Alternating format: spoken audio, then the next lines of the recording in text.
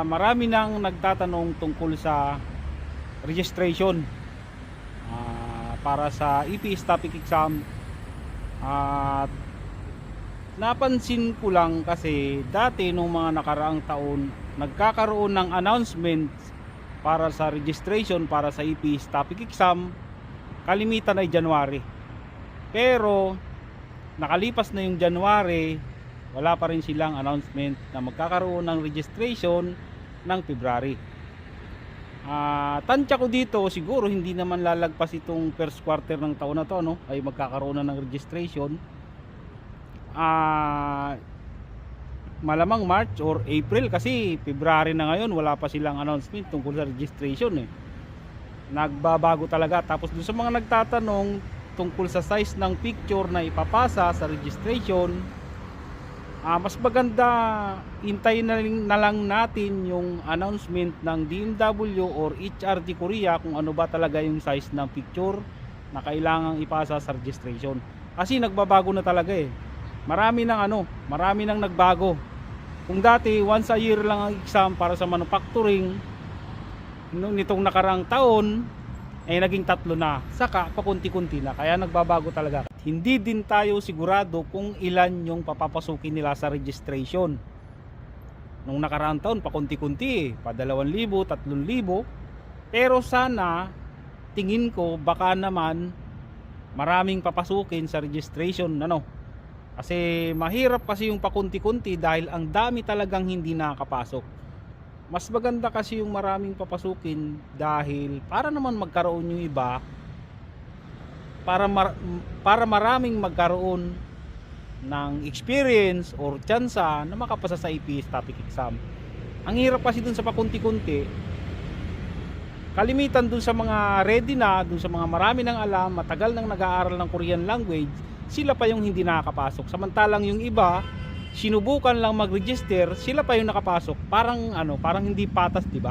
Yung iba hindi pa ready, tapos magtatanong kung nakapasok na sa registration, tapos magtatanong pa kung itutuloy pa ba raw niya yung exam kasi halos wala pa siyang alam. Kaya sayang, di ba? Sayang yung slot para doon sa mga ready na para sa EPS topic exam. Kaya mas maganda talaga maraming papasukin. Nakadepende yan sa HRD Korea kung ilan ba talaga yung, wala naman kasing magagawa tayo dyan eh. Kahit DMW walang magagawa dyan eh. Kung ano yung sinabi ng HRD Korea, yun yung gagawin ng DMW. HRD Korea ang nasusunod kung ilan ang papapasukin, kung kailan na magkakaroon ng registration, kung ano yung passing score sa exam. Ayun, basta HRD Korea ang nasusunod dyan. Kaya wag ninyong sisihin ang DMW. Doon sa mga marami talagang mga lalaki na hindi nagka-employer. Siguro nakita naman yan ng mga EPS aspirant, kahit yung mga naghihintay pa lang ng registration, nakikita nyo naman na talagang ang daming hindi nagka-employer na mga lalaki. Dapat alamin nyo muna ang sitwasyon, kasi yung mga lalaki na hindi nagka-employer ay yun yung mga nag-exam sa shipbuilding dati. Nakipagsapala rin sila sa shipbuilding para daw mabilis makaalis.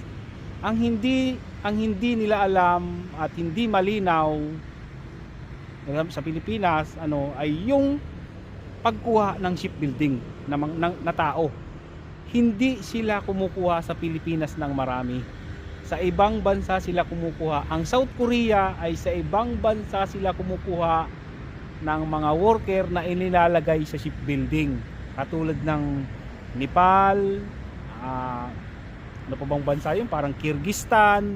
Diyan sila kumukuha ng mga tao na inilalagay sa shipbuilding. Pero sa pagdating sa manufacturing, sa Pilipinas yung pinakamarami ang kinukuha na inilalagay sa manufacturing. Kaya kung magkakaroon man ulit ng magpapa-exam ng bukod ang HRD Korea at DMW tungkol sa shipbuilding, ay wag nyo nang kagatin yan kasi masisira buhay nyo dyan. Doon sa mga nag-exam sa shipbuilding at hindi mga nagka-employer, baka hindi talaga dyan yung kapalaran ninyo, pero nakakahinayang lang talaga doon sa 2 taon na pag-iintay ninyo hindi kayo nagka-employer. Nakakapanghinayang talaga yun. Ando na ako kasi naranasan ko rin yung maghintay ng matagal ng employer. Pero nandun na yun. Kumbaga siyempre sinubukan nyo, nalaman nyo ang totoo na pagdating pala sa shipbuilding pahirapan talaga, kasi sa ibang bansa sila kumukuha ang South Korea ay sa ibang bansa kumukuha ng maraming inilalagay sa shipbuilding. Kaya ayun, baka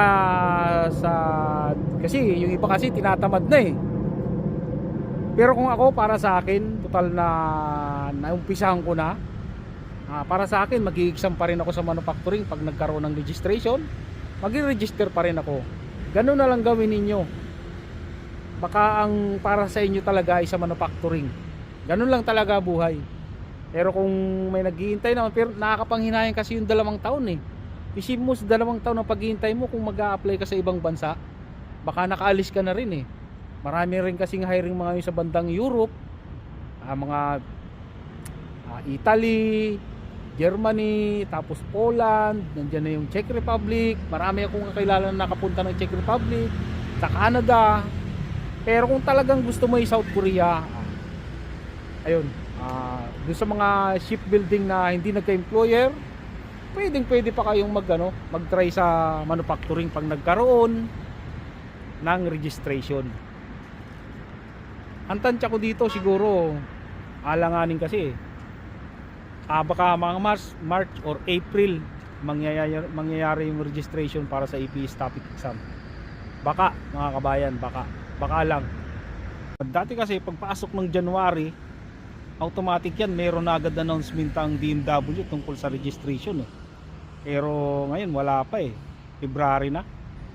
Basta hintay lang tayo, dadating din yan.